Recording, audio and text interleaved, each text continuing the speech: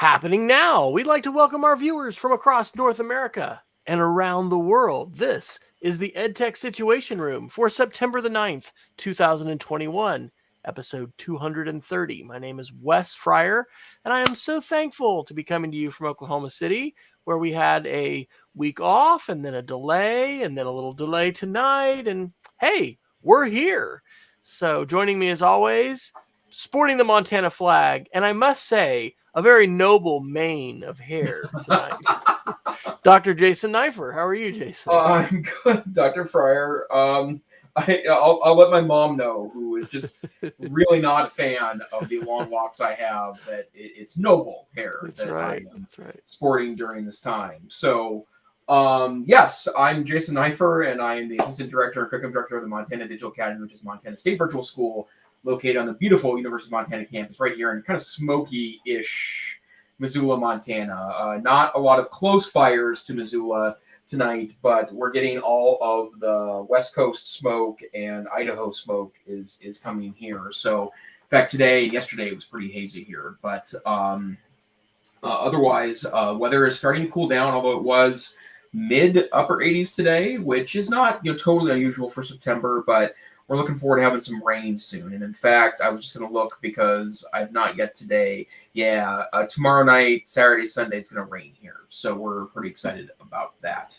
But I don't think we're talking about the weather tonight. I think this is the EdTech Situation Room. Wes, what is the EdTech Situation Room all about? Well, usually both of us, and I'm just going to say I'm the slacker tonight, but I'll be getting some in, put some articles in, links to articles into a massive Google Doc, which is let's find out what the Guinness Book of World Records for, longest linked document is. I don't know, we're 80 pages or something? I don't know. Yeah. But it's getting crazy. But we like to read tech news, and we like to think about how that news may impact schools and teachers and students, and sometimes we also want to talk about other kinds of issues impacting our communities as well as us as individuals. So tonight's categories, and if you'd like to check out this document, you can always find it at edtechsr.com/links. The categories tonight are Google, Microsoft, connectivity, hardware, software, security-ish, and then we'll finish off with our Geeks of the Week. And as I said, I was a bit of a slacker, and I will be putting in some more articles. So who knows? We may even have some new categories. But with my slackishness tonight, Jason, I'm going to defer to you to pick our first topic of the evening. What would you like to start with? Sounds good. And I just want to note for the record that we're on the verge of 300 pages now in this Google Doc. So It is a massive sized undertaking. In fact, I just added, this has been around so long, it's got the old style table of contents. So I just updated to the newer one. So yeah, let me share a couple of kind of techie articles. Obviously, lots interesting going on right now in the EdTech world. It's the start of a new school year, and as COVID continues to become a continued thorn in our side, really around the United States, EdTech is at the forefront of a lot of the discussions about how we continue to maintain an educational atmosphere. But let me start off with some Microsoft news. The first one is, this is from Thurrott.com, Paul Thurrott's website, August 24th, that Microsoft is bringing an interesting tool to teams. It's called Reading Progress, and it's part of Microsoft's really interesting strategy, to keep plugging in very educationally driven tool sets into the team's architecture. And one of the things that's really interesting to me, that in my mind is a differential between the Microsoft product and the Google alternative product, is that the Google alternative product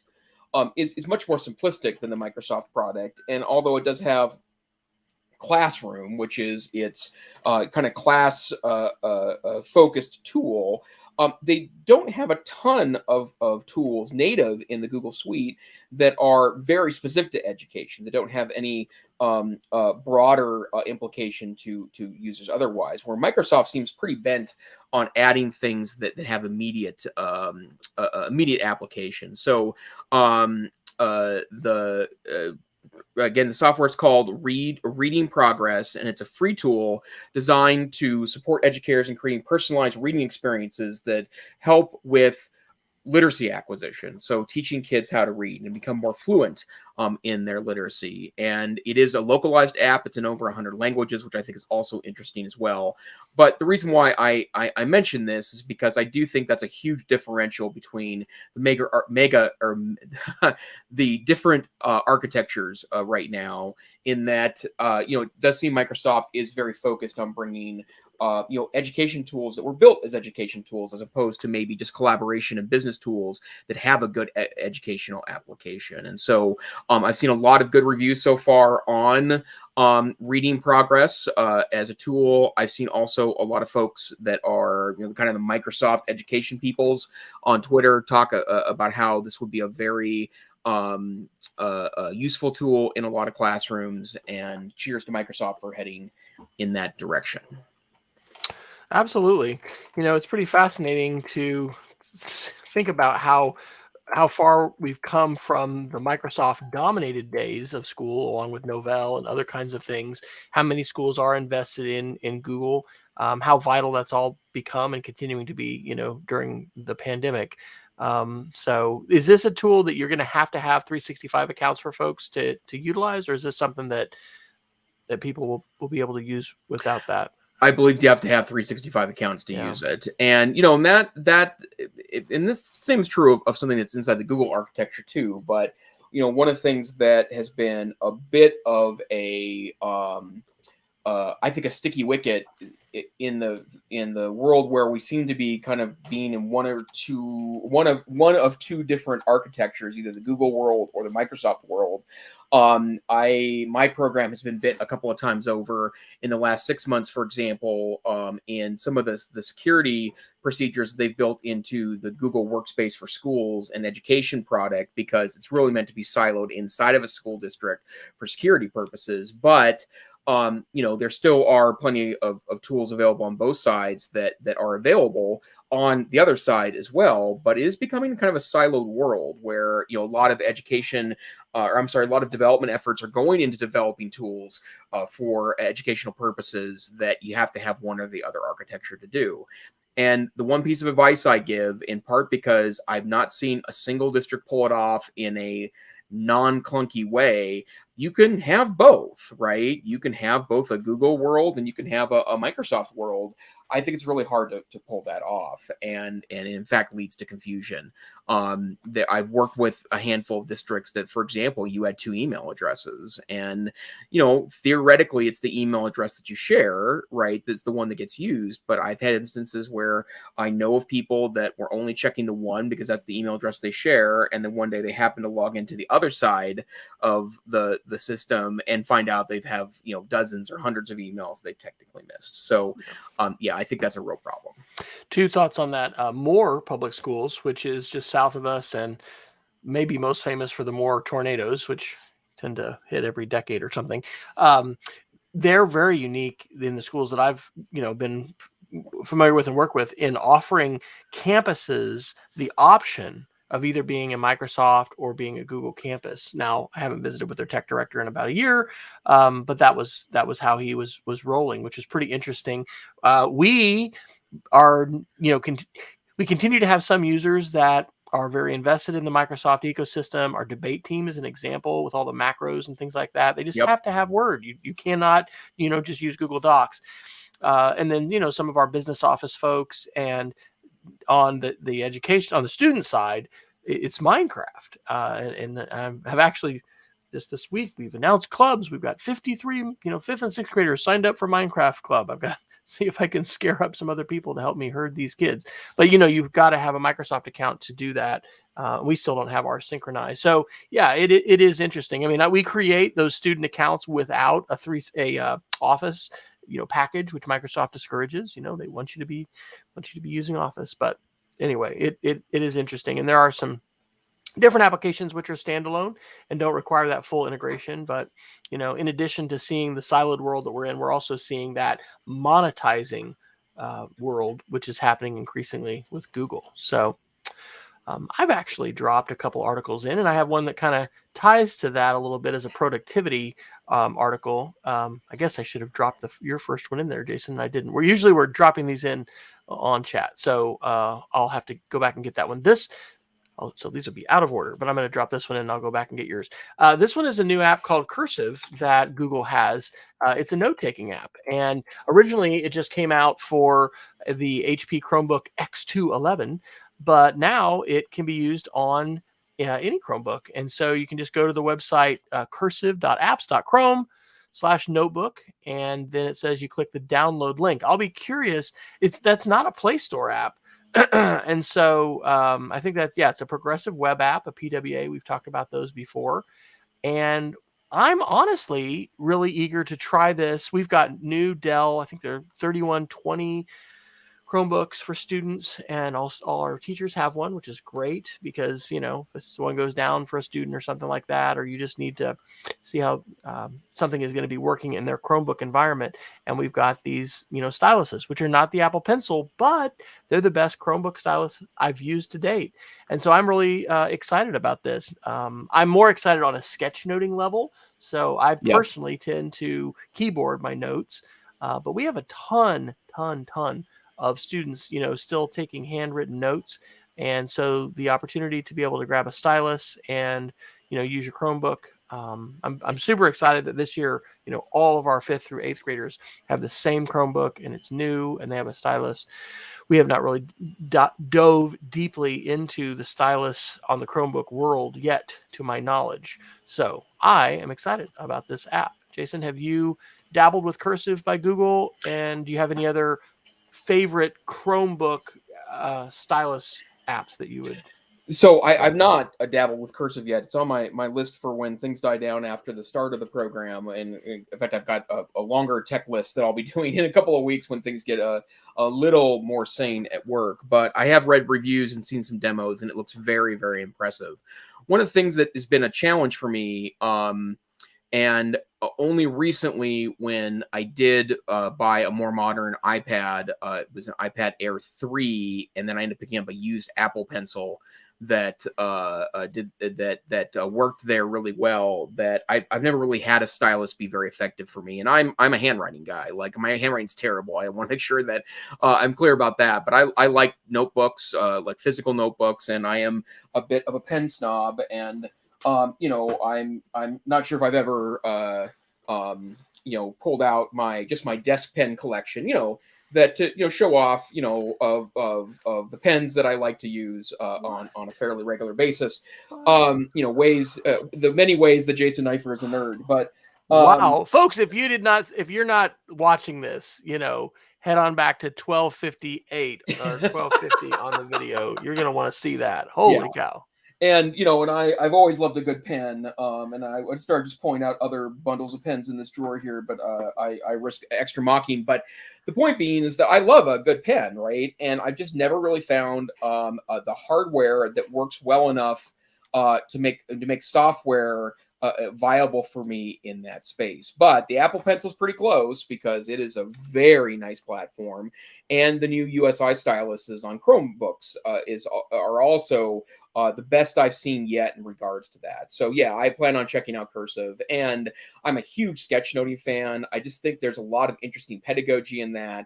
It feeds a lot into the interesting brain research, which I think does get tossed around in sometimes useful and sometimes not useful ways, about how inking things, not just paper ink, but also digital ink, and drawing out things and creating representations is actually a very interesting brain function exercise, which can help increase working memory of items. And to quote cognitive scientist Daniel Willingham, memory is the residue of thought. And so when you can engage in content in ways like sketchnoting, it can be a very powerful learning process inside your classroom. And I guess this may be an opportune time to mention this, because I may have the opportunity, hopefully will, to engage in some academic research, and that's a topic I would love to dive into. I did make it public this last week that I am throwing my hat into the ring for some assistant professor positions in some different places. Elon University in North Carolina was the first one that I've applied for. I'm not a perfect fit for a typical literacy position in a college of ed that's going to be just focused on traditional literacy and reading, but an institution that's going to be more broadly focused and allow for focus on media literacy is going to be a good fit for me. And so anyway, yeah, that kind of research. And I can also just tell you anecdotally, personally, that when I decide to engage in sketchnoting for a keynote at a conference or, some kind of presentation that I'm hearing, I really have to make sure I'm ready to work, because it is so much easier to sit there and passively listen than it is to actively engage, capture the thoughts. And I think of it, I'll be doing a sketchnoting lesson or unit actually with my students here in a few weeks before Thanksgiving. And having those ideas come in your ears and through your eyes and into your brain, and they may literally have to go down your hand, and out your fingers. And it's different when you're just copying, text and things like that from a slide. It's different than making the conversion non-linguistically to, images and icons. And then you're also synthesizing, because you're having to think about what the key ideas are. How do I represent those? You still have text, but anyway, it is fantastic. And shout out to Sylvia Duckworth. If you're not familiar with her work, I was just talking to one of our English teachers actually in the high school who is teaching a drawing class this year. And I said, hey, have you played with sketchnoting? And I just sent him some links today, including a link to Sylvia's great sketchnoting for beginners. She's written a book. So yes, excellent stuff. Well, let me do one more quick Windows article, in part because it has to do with a project that I'm working on. I will admit that it's actually a little unlike me to not have done this yet, but I have not installed Windows 11 anywhere yet, and that's actually unusual for me to not always experiment in something like that. And it's only because my work life has been pretty intense, and spending 8-9 hours a day working on tech means that when you get home at night, the last thing you don't want to do is touch a keyboard. But something happened in the last 2 weeks. My boss's laptop had a hardware error, and we had to wait for Dell to come replace the motherboard on the laptop. So we had to dig out his last laptop temporarily to do that. And so Dell provided very efficient service, and so now his older laptop is in my hands again, and it had been sitting kind of in a box in our IT room for some time. So this is I think this is a 6-year-old, maybe a 5-year-old Dell XPS 13. So if you're aware of the platform, it's a kind of a MacBook-esque attempt by Dell to kind of get into that space. Pretty good stuff, actually, from a form factor standpoint. But I am going to try to install Windows 11 on it and see if this laptop, which is, these are not cheap laptops, they're not mass-produced laptops, they are intended for power users, whether this 5-6-year-old laptop will run Windows 11. But the biggest controversy in my mind over Windows 11, and I think this is particularly applicable to schools, is the fact that Windows 10 machines won't guaranteed run Windows 11. And in fact, there are hardware restrictions. And it's not just the age of the hardware, it's the ability of the machine to run a relatively modern security feature in the BIOS, right? So that's the software that runs the hardware on your computer. And it is interesting because a lot of people are pretty, well, I would say understandably miffed at the fact that Windows 11 is going to have significantly higher hardware requirements, when Windows 10 was revolutionary in part because it was faster on a lot of older computers than Windows 7. And so I'm going to have an opportunity to I think test that out in the next couple of weeks. And as soon as things are stable and kosher in my organization, I'm going to repurpose that laptop and see if it'll run Windows 11. But there's an interesting article a week or so back in The Verge. Sean Hollister writes that you can download now and install with an ISO. So that means burning it or copying it to a USB drive. You can install Windows 11 on basically any machine that has the minimum specifications, which include things like a 64-bit processor. I think it's 4 gigs of RAM, although I think they recommend 8 as a minimum, which honestly, you should be buying 8 gigs of RAM no matter what laptop you're purchasing in 2021.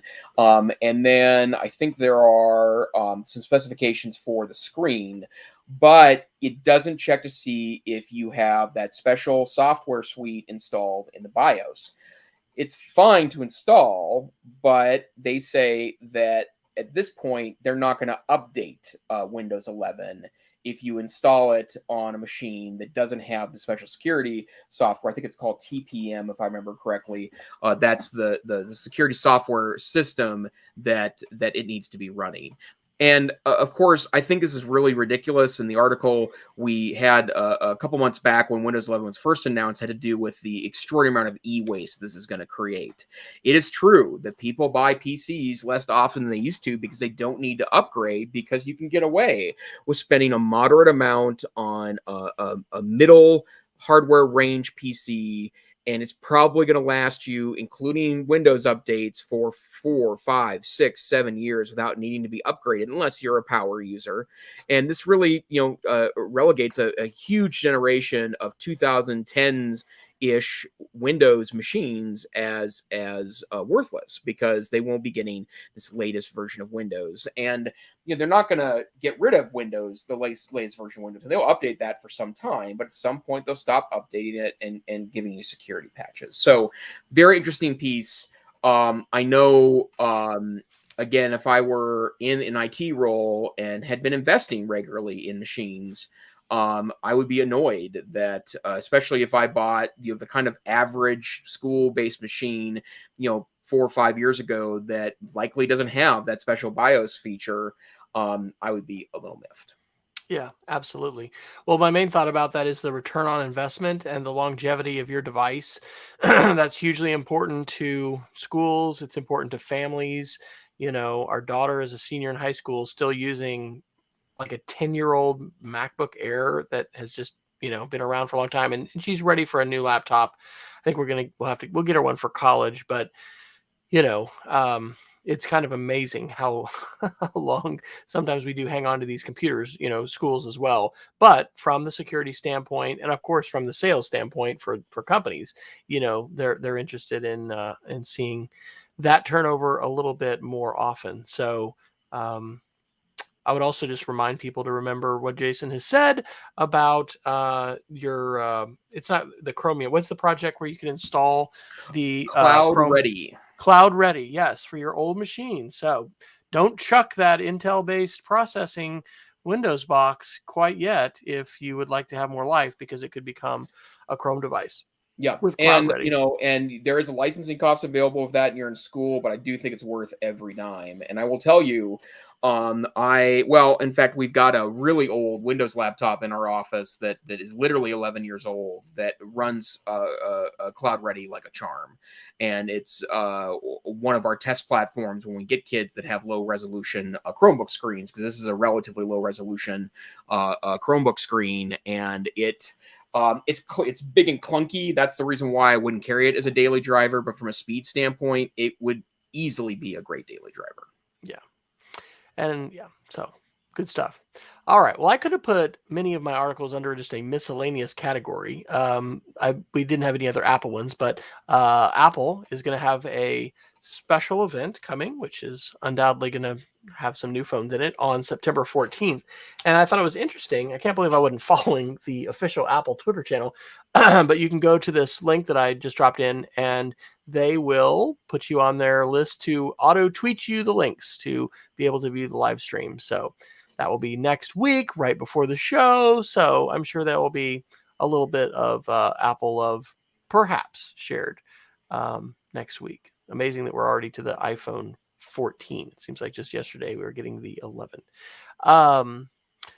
This one is from American Libraries. So I put this under the category of research, but what a fantastic study. What an important article. And what this is so important to share. The title of the article is Stop Source Shaming, Acknowledge Wikipedia in the Resource Process. And it's by Lynn Silpigny Conaway and Joyce Valenza. and many of us will know Joyce Valenza from years of blogging and advocacy for school libraries and educational technology. Shout out to Peggy George, who actually had shared this article. I have loved doing a small unit on Wikipedia, trying to help students see it at minimum as a launch pad into research and finding out about things. This article cites, COVID-19, the explosion of information and the ways in which it's been a hub of emerging research on COVID. It's 20 years old now. Wikipedia will be 21 in January of 2022. They reference the OCLC's Wikipedia plus Libraries Better Together program that has detailed training on how librarians can teach users to create, edit, and evaluate Wikipedia articles. One of my personal, professional goals has been I'd like to participate in one first, a Wikipedia-a-thon, so kind of like a hackathon. I learned this summer at the Summer Institute in Digital Literacy that there are folks hosting these, and sometimes they'll be focused on a particular topic, a local, kinds of issues, but just encouraging people to learn about Wikipedia, become Wikipedia authors and creators, and have an event like that. And I just thought that is fantastic. There's so much great media literacy and just critical thinking and digital savvy that we can obtain as we look at Wikipedia and how they cite sources, what can be a source, and the whole process there. So yay to Joyce and Lynn and the American Library Magazine for that publication. So how can you speak to how you might address Wikipedia at the Digital Academy? Is there any kind of policy on that, or is that just kind of up to individual instructors on what they want to do? It's up to individual instructors, and part of our challenge is that we actually did recently hire, we hired a couple of new staff members in August, and we're very fortunate that one of those staff members she was a school librarian. She was an English teacher to start off with, and she had actually taught with us for a number of years. And I'm really excited to have a librarian on our staff, in part because I'd like to build up some more kind of core lessons that could be used in any distance learning class that relate to library and research skills. But, as many of you know, Dr. Fryer and I both have a debate background, right? We both competed in competitive debate in high school and college. We both coached at one time or another. I wrote debate handbooks in fact, I just closed down my debate handbook shop after 20 years of and probably $100,000 pages of briefs written between me and my partner over that 20 years. It's been an extraordinary run, but my point here is that we are, we can even weaponize research, right? Like we are research assassins in a lot of ways because we have this experience, right? There's really no research quite as intensive as debate research. And then we've also got doctorates that also gives us a bit of this. And I just can't imagine a world where I couldn't use the Wikipedia to give me good introductory information and then help give me a functional vocabulary for doing deeper research. And I'm excited to read this article. I perused it while you were speaking, and I think it gets to some of these larger points. But the bottom line is that, I do think that Wikipedia shaming is a real problem. It's not as much in academia, I think, as it used to be, in part because I've heard a lot of scholars speak in this exact same way, that if they want a relatively informed article to give them the basics and then help them understand enough that they can be functional researchers, the Wikipedia is a great place to start. Yeah. And one of the things that I think is really super duper important is that, I have a bit of a disagreement with, I think the pedagogy of sending kids out to research things that are well above their understanding level, right? Like the notion of, kids should be scientists, right? And do science. That and it sounds like I'm being dismissive of what I think is a pretty engaging strategy, but you can't have students do the work of scientists in the way that scientists do it, because scientists are long experienced and have a lot of knowledge. And so you have to build building blocks with kids. Scaffolding is what's called traditionally in pedagogy to help students do that. And one very quick and dirty way to give yourself some scaffolding before you jump into a topic that you're unfamiliar with is to read a Wikipedia article or Wikipedia articles to give you part of that process. And I think that's not just a good research strategy, it's a good learning strategy. And so, I frequently recommend the Wikipedia to students that are studying things for the first time. It's just a really extraordinary tool, and my heart is warmed by that article. And thanks to Peggy George for sharing that with you, so you could share it with us. Absolutely. And I did drop one more Apple related article, which is probably the last one for tonight.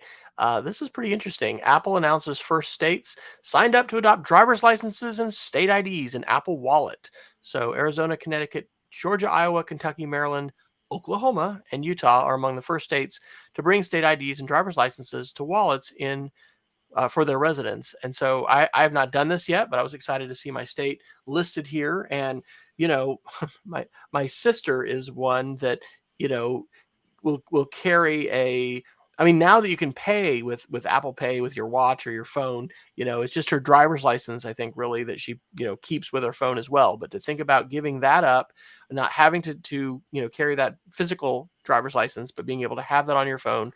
And we've talked on the show maybe last week or the week before. Well, we weren't here last week, but the last time we were on, about needing to prove your vaccination status. That is here to a degree, and evidently it's just going to be coming more. So I don't know. I view that as positive, but of course that also, makes us, I guess, more beholden to our digital overlords or whatever. Maybe we can be upset about it, but I think it's a good thing. It certainly makes charging your device and not letting your device run down on a trip when you're flying or at the airport or something like that.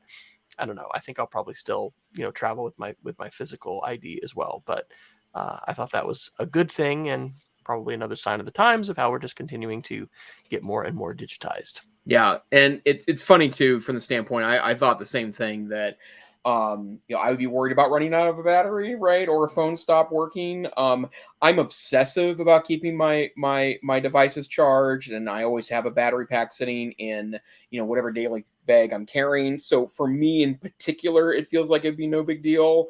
But I mean, I think about the times that I've been, running late for like a connecting flight or something and had my e-ticket on the phone. Yes, of course, you can walk up to the desk and hand them your ID and they'll print you a ticket. But, if you're running late or it's a pain in the butt, and then my phone is on, 3%, I just got to get to the gate. And, it is definitely a sign of the times, but, I hope the 48 and 72-hour cell phone battery is not long off. It reminds me of the wonderful Android phone that you had recommended to me that had like some 5500 milliamp or something. It was tremendous. So did not keep me in the Android fold for more than 9 months, but it was wonderful to have that much battery and just not run out. Where would you like to go next, sir? Well, let's do some quick Google articles. So we already covered Cursive. Let's talk about a couple of interesting perspectives on Google World. So 9 to 5, Google reported on September 5th that Germany is pushing the EU to start some new technology regulations that I think are very interesting, particularly as it relates to mobile manufacturers. And they're pushing iOS and Android phone makers, so Apple and then the many, many Android makers, to, by regulation, have to release 7 years of updates per device. And this is interesting from a number of standpoints. First, Apple's pretty close already. When they release iOS 15 I'm assuming next Tuesday, right? That's the big event, and usually the new version of iOS comes pretty soon after that. And I'm running the beta on my iPad, and I've had 2 new versions of it in the last week, which that tells me they're pretty close to having the so-called Gold Master, which is the last version before they release it publicly. And that on an iPhone, that goes back to the first generation of the iPhone SE. So that means I think that's a 6-year-old device, maybe it's a 7-year-old device. So they're well on their way to providing 7 years of updates.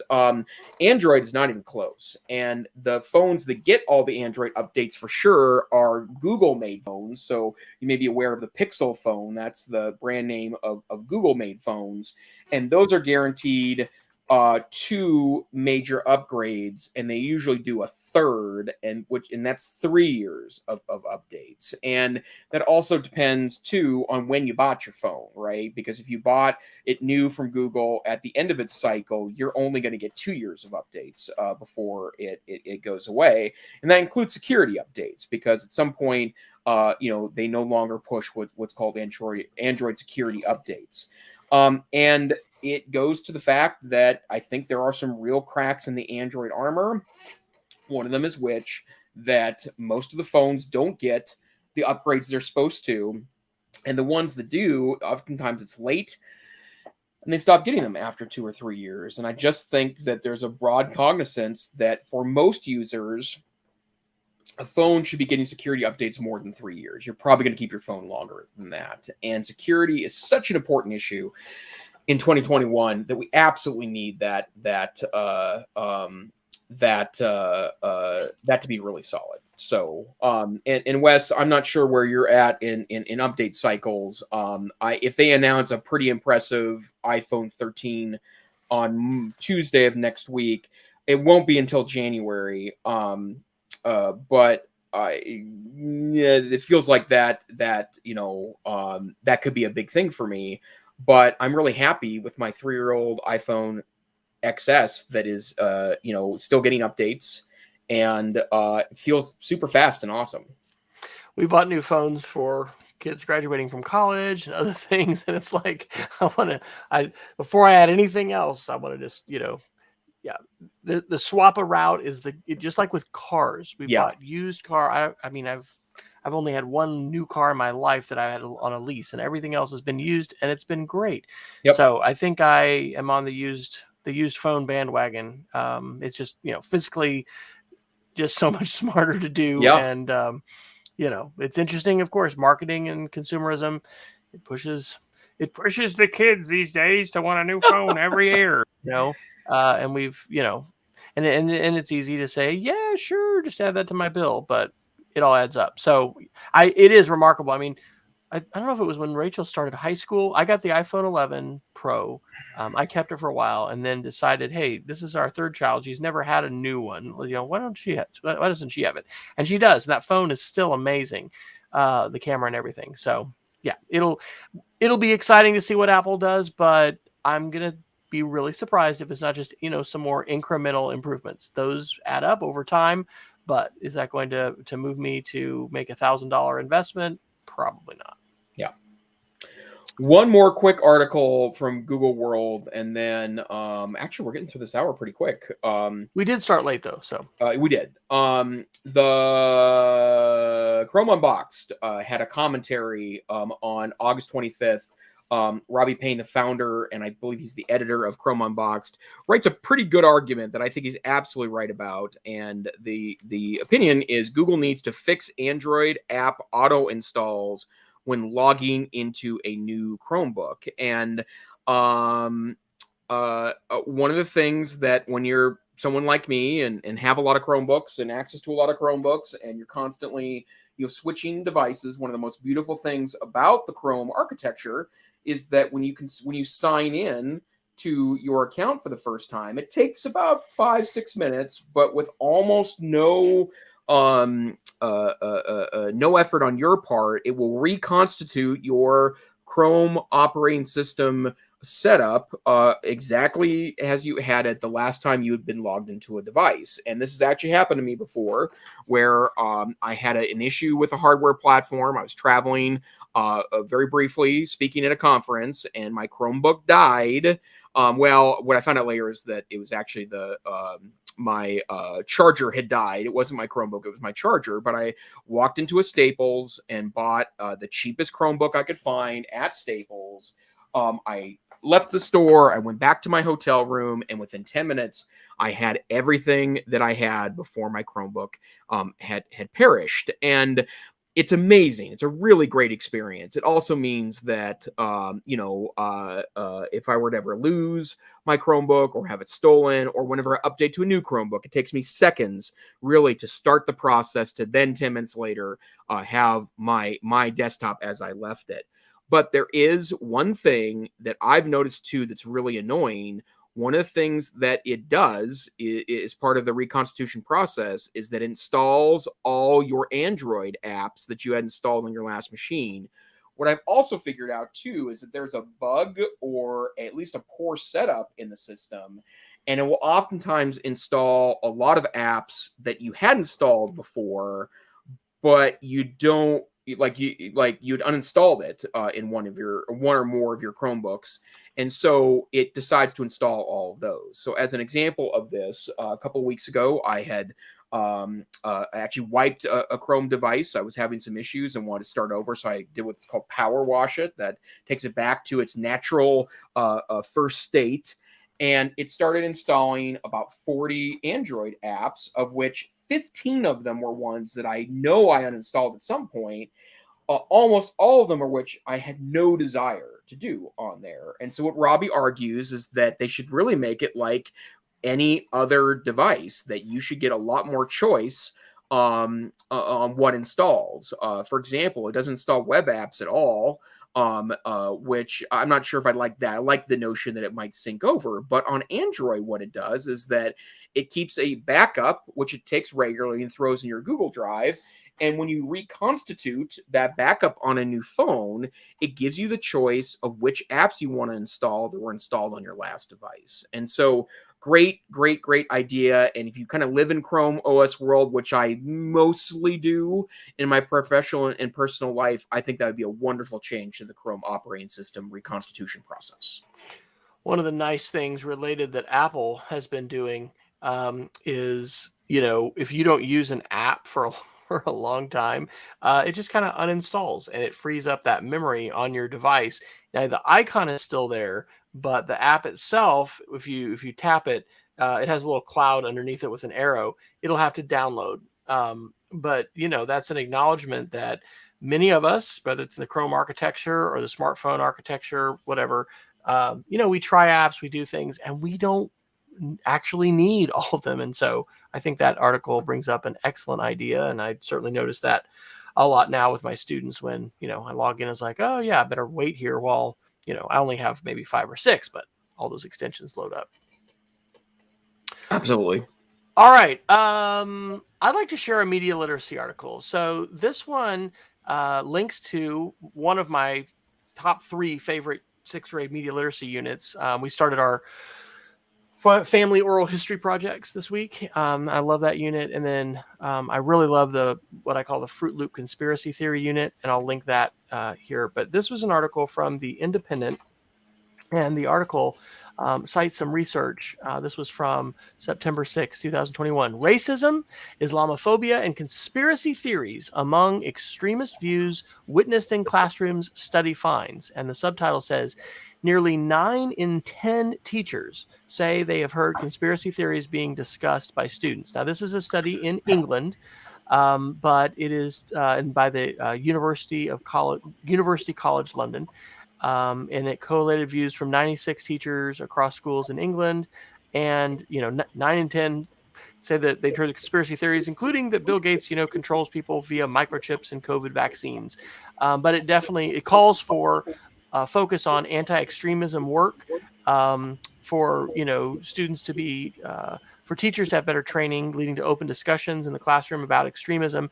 And what's not in this article are the words media literacy, but web literacy. In the unit that I teach on, this is for 6th grade, on Fruit Loop conspiracy theories, we study the Apollo moon landings and how many people will still contend that we never landed on the moon physically. And of course, one of the videos we look at, the guy's a flat earther and he's a comedian, and it leads to all these great conversations about who we're going to believe and how we're going to vet information, who we're going to trust, really essential skills for everybody today, not just for students. So I like that article. I'm going to pursue the research there a little bit more in terms of, maybe even reading that original research, and that could be another venue that I may pursue as, an aspiring returning academic. Do you hear anything about those kinds of discussions in Montana classrooms, or does the Media Academy have anything in terms of coursework that addresses conspiracy theories or that kind of media literacy conversation, Jason?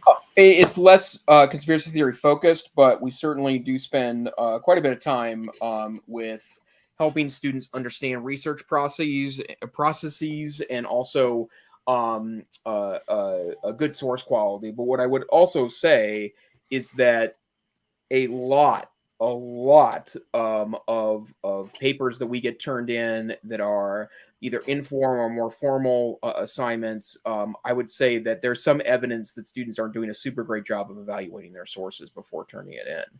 And I think that's also true at the university level, in both talking to colleagues that teach in non-education areas, and then my own experience teaching as an adjunct professor at the University of Montana.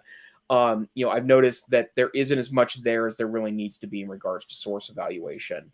I have a friend that teaches at a private school in Hawaii that's taking on some more proactive action with younger high school students in history classes to talk about source verification, and doing a good job of verifying that source A or source B is a legitimate or valid source to compare against. And it's hard out there, right? I mean, I think it is very difficult, in part because obviously our students today don't remember what it was like for us in the pre-computer library, right? The green periodical guides.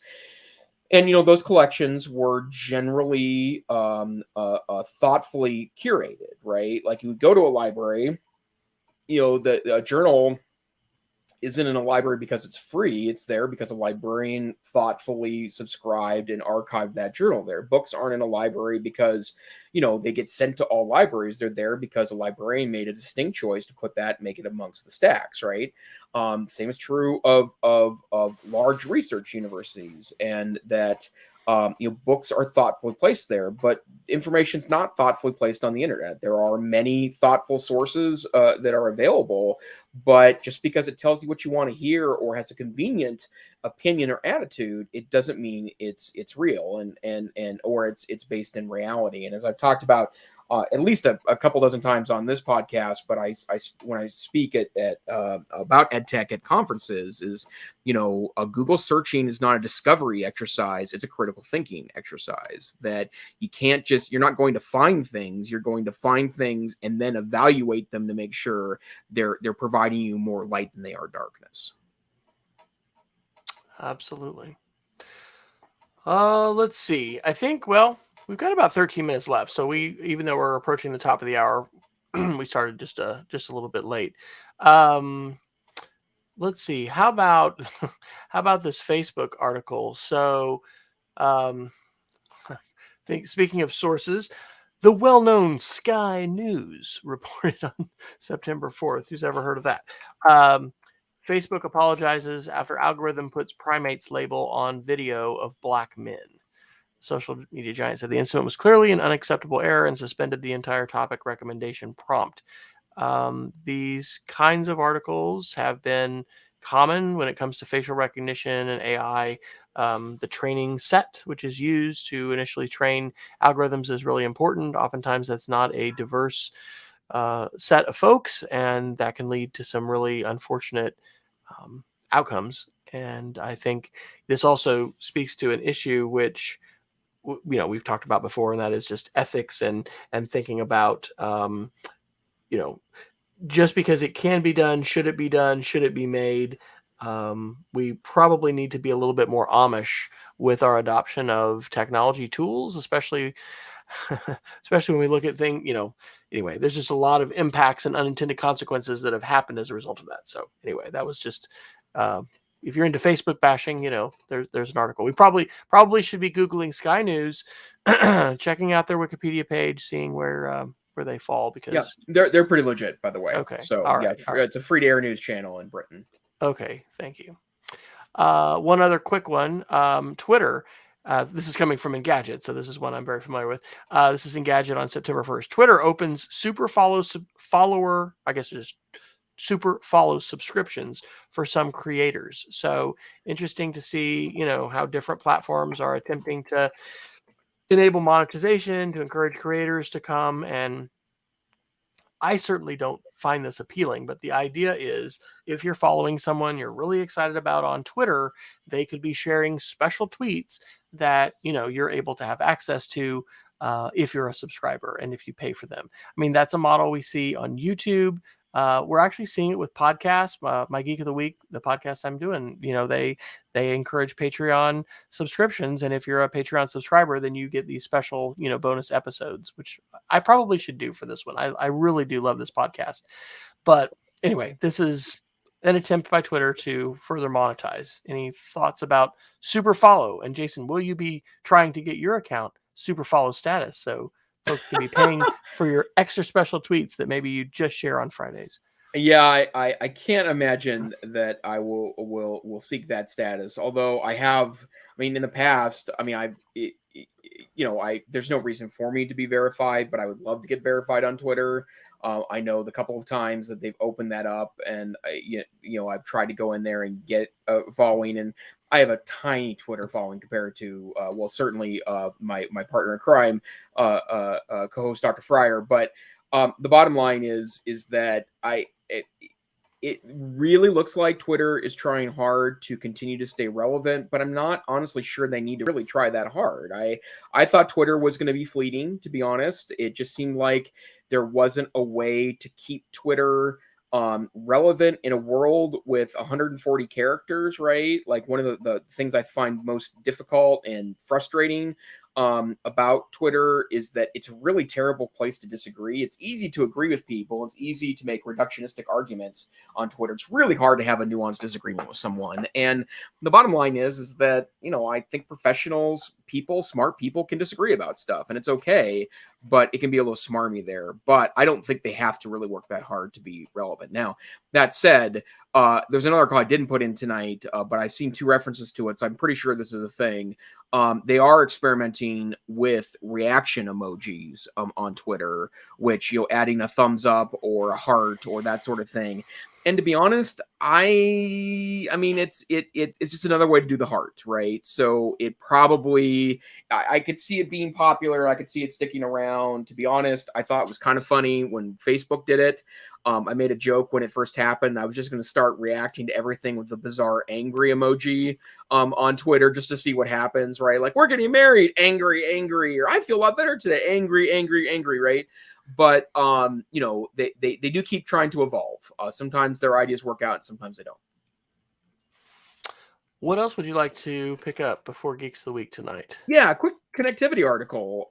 MS Power User reports on August 28th that the cost of the Starlink terminal is probably going to plunge. And right now, Starlink is available in beta-ish status. It keeps getting a little more formal each and every week, but the idea behind Starlink is that you buy one of these terminals, they sell them at a loss already. It costs Starlink $1,300 to manufacture these hardware setups. They sell it for $499 right now, and then for about $100 a month, you can get pretty decent internet anywhere in the continental United States, assuming you have the ability to aim the satellite dish system appropriately at the satellite array. But the president of SpaceX, Gwendolyn Shotwell, is told a conference recently that the dishes will later this year cost roughly what they currently do. So that would be down to $250. And that down the line, we're talking about $125 to get set up for that. And I keep thinking about that. And to be honest, for $125, I mean, and like another $100 for the internet for a month. If you were renting a cabin for 2 weeks, it'd be worth, that amount of money if you wanted to have decent internet to be able to serve, to service yourself during that time. It's pretty great. So cheers to the Starlink people. I really do think they're making a huge difference when it comes to very rural internet access. And I just looked at the MS Power User Twitter account, and 5 hours ago they tweeted another Starlink article. Starlink currently makes 5,000 dishes a week and plans to boost this by multiples later this year. So, Wow. man, I mean, SpaceX and the way that they've positively, I think, disrupted the space industry, and with internet access like this is just amazing.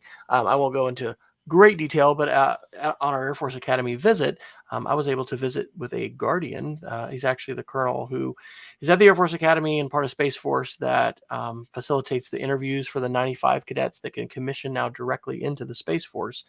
And from his perspective. And then there was another he's a contractor, a civilian that works on the GPS system that I got to visit with.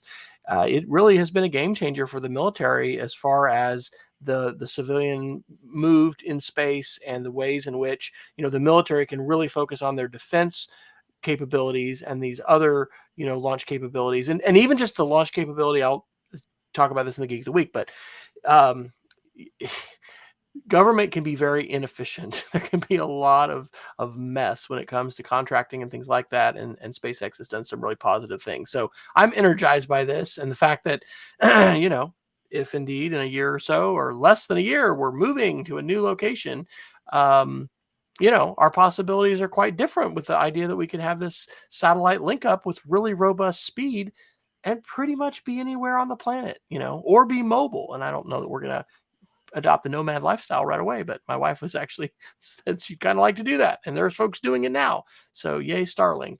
Are your relatives are on Starlink, correct? Did they get on it? They are not yet. Okay. They're currently still working through the kind of hack together solution I have with them that utilizes cell-based internet as a home solution. But I think they'll move at some point. I've read a lot of accounts. I have a friend in Northern Idaho that uses it to some positive effect.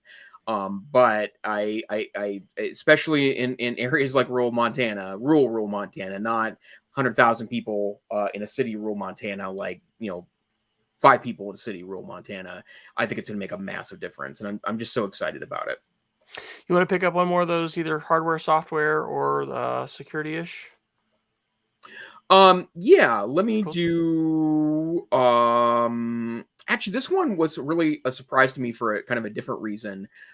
This is a Verge article from September 1st, and it's talking about Logitech is releasing a new style of dongle called a bolt dongle, USB bolt dongle. And the reason why it is interesting is because it is a lot more secure because of the encryption it utilizes in wireless communication. And one of the things I love about Logitech peripherals is that they do have a dongle system you can buy. It's called a unified receiver.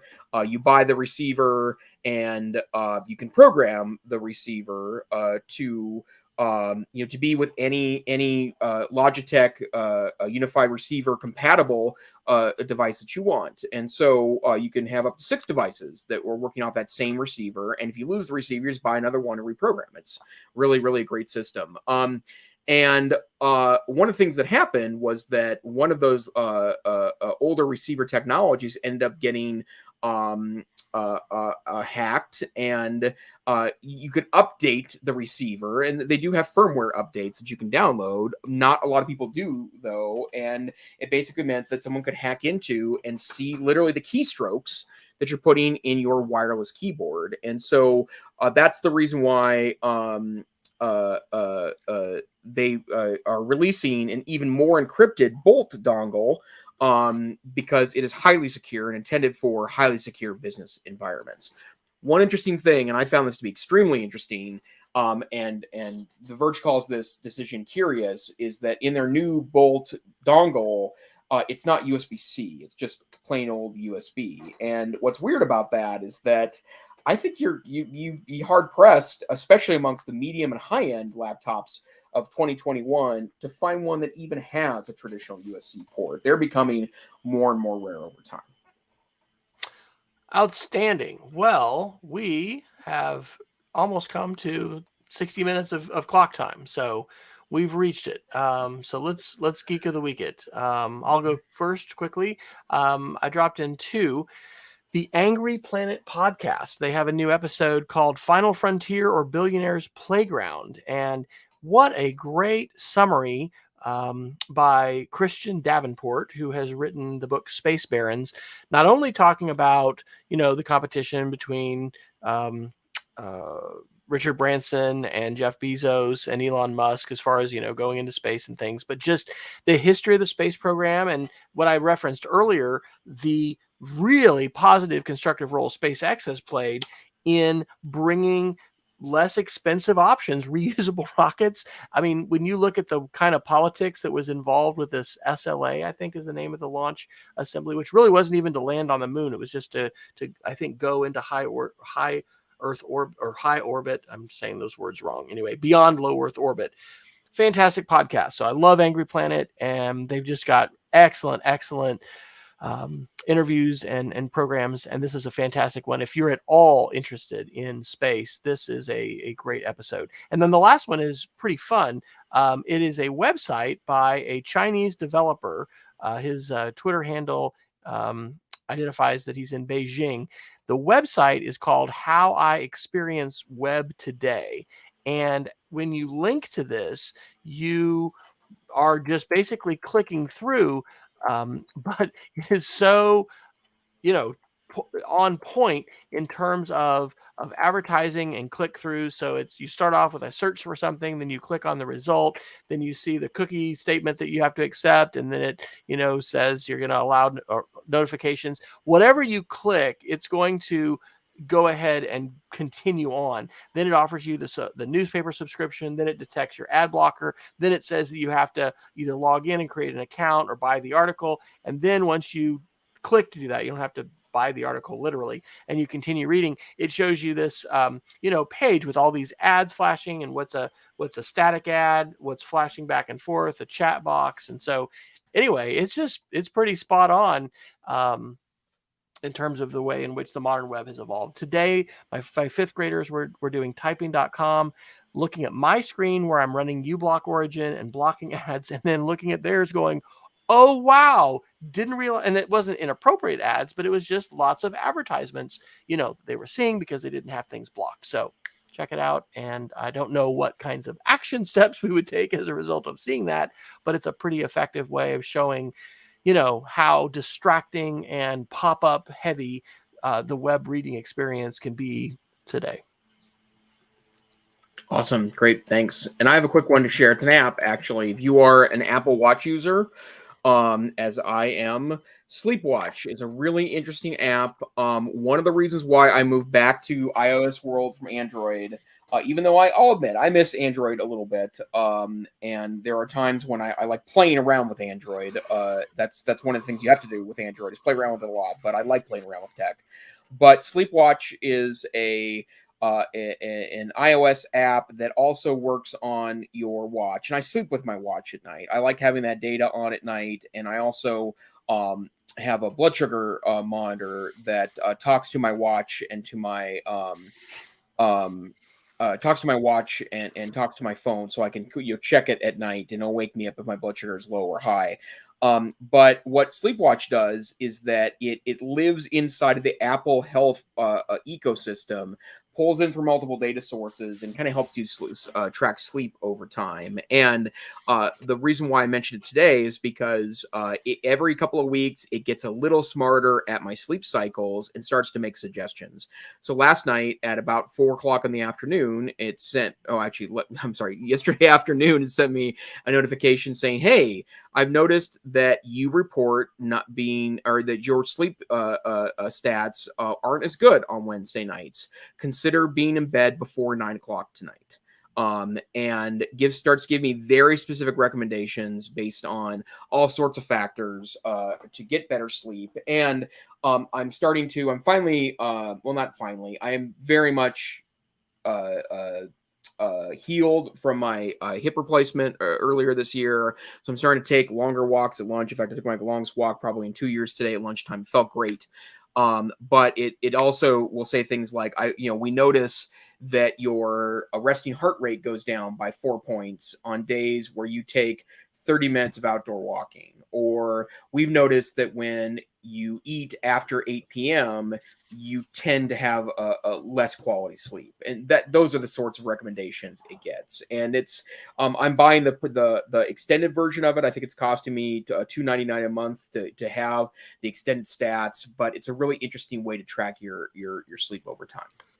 All right. Well, fantastic. Well, Jason, when you are not here sharing your wealth of knowledge and letting us see the Maine, which has, grown over the past, year and a half, something like that? Yeah, February 29th, 2020 was the last time I cut this hair. There you go. Where can folks find you? Hey, best place to find me is Twitter, Tech Savvy Teach. What about you, sir?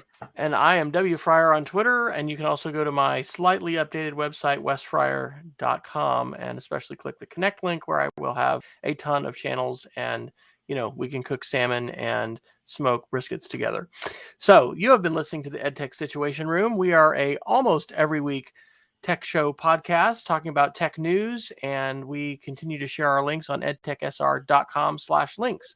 But on EdTech SR, you can download small 16 kilobit MP3 versions and approximately 100 meg video versions, but you can always subscribe to us on YouTube.